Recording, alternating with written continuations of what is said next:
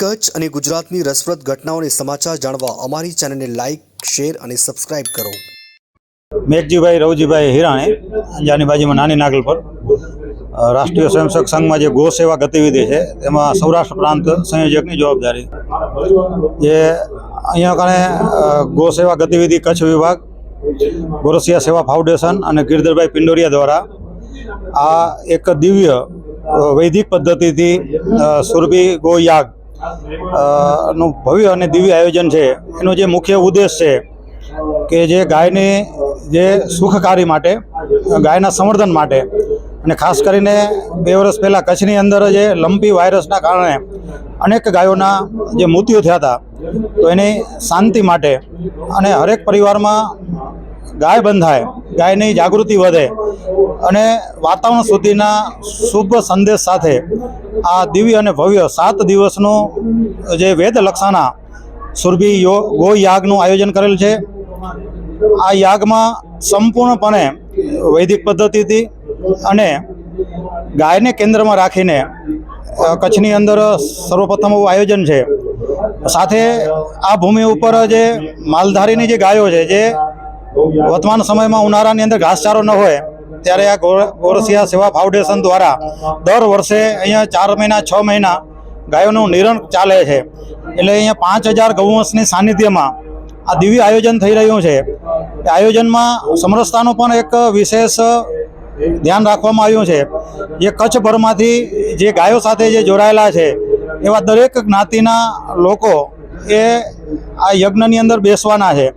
અને વિશેષ વાત એ છે કે આવા યજ્ઞની બેસવાની અંદર કાંઈ ને કાંઈ શુલ્ક આપવું પડતું હોય છે, પણ અહીંયા ગોરસિયા ફાઉન્ડેશનના માધ્યમથી કોઈ પણ પરિવાર આ યજ્ઞમાં બેસે એને 1 પણ રૂપિયો આપવાનો નથી, દક્ષિણા પણ આપવાની નથી. તો એક સમાજની અંદર મેસેજ કે માત્ર ને માત્ર એક જ લક્ષ્ય, ગાયને કેન્દ્રમાં રાખીને આવું દિવ્ય આયોજન થઈ રહ્યું છે. એની જે વિશેષતાઓ છે કે યજ્ઞ 7 દિવસ ચાલવાનો છે, એની અંદર અનેક જે લોકો આવશે એની એક ઓરા માપવામાં આવશે અને એ કેટલી ઓરા છે, પછી યજ્ઞની જે પ્રદક્ષિણા 5 અથવા 11 પ્રદક્ષિણા કરી અને ફરીથી ઓરા માપવામાં આવશે. તો યજ્ઞનો જે લાભ છે, યજ્ઞનો જે સાત્વિક જે ઉર્જા છે એ કેટલી મનુષ્ય જીવન ઉપર અસર કરે છે એનું પ્રેક્ટિકલ નિદર્શન પણ કરવામાં આવશે. સાથે એ યજ્ઞમાં બેસવાના છે એની પણ સવારમાં ઓરા માપવામાં આવશે. પછી સાંજે જ્યારે યજ્ઞ પૂરો થશે ત્યારે એમની ફરીથી ઓરા માપવામાં આવશે. અને પ્રેક્ટિકલ જે શાસ્ત્રનું જે મહત્ત્વ છે પણ એનું વિજ્ઞાન સાથે સમન્વય કરી અને એનું દર્શન અહીંયા કરાવવામાં આવશે. અહીંયા સંપૂર્ણ ભોજન જે તૈયાર થવાનું છે એમાં એલ્યુમિનિયમ પ્લાસ્ટિકનો સંપૂર્ણ નિષેધ છે. યજ્ઞશાળાનું નિર્માણ થયું એમાં પણ ક્યાંય પ્લાસ્ટિક, લોખંડનો ક્યાંય ઉપયોગ કરવામાં નથી આવ્યો. ભોજન જે બનવાનું છે એ પણ સંપૂર્ણ ગાયના ઘી, દૂધ, માખણનો ઉપયોગ થશે.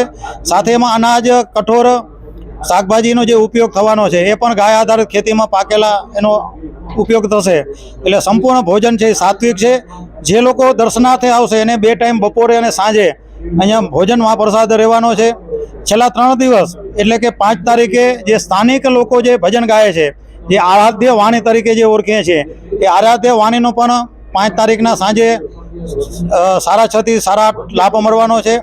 6 તારીખે જે ગોપાલકો છે, ભુજ શ્રી સ્વામિનારાયણ મંદિર દ્વારા જે ગો મહિમા એક દર્શનનું ભવ્ય આયોજન થયું હતું, એમાં 300થી વધારે સ્વયંસેવકો જોડાણા હતા.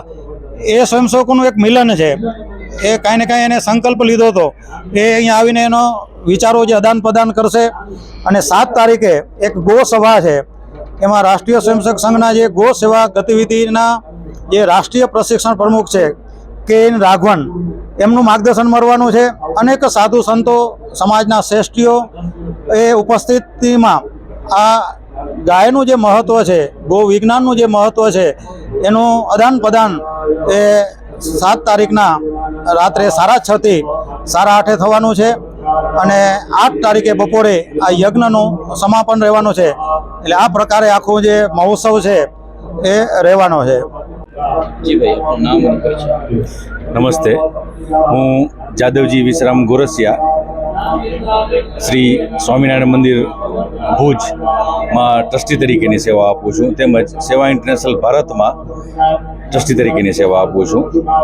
અને આ અમારી જે જગ્યા છે વી કોન્ક્રીટ, ત્યાં અમે આ એક આયોજન કરેલું છે વેદલક્ષણા સુરભી ગૌયાગ. ગાય માતા એ સમગ્ર વિશ્વનું કલ્યાણ કરનારી છે.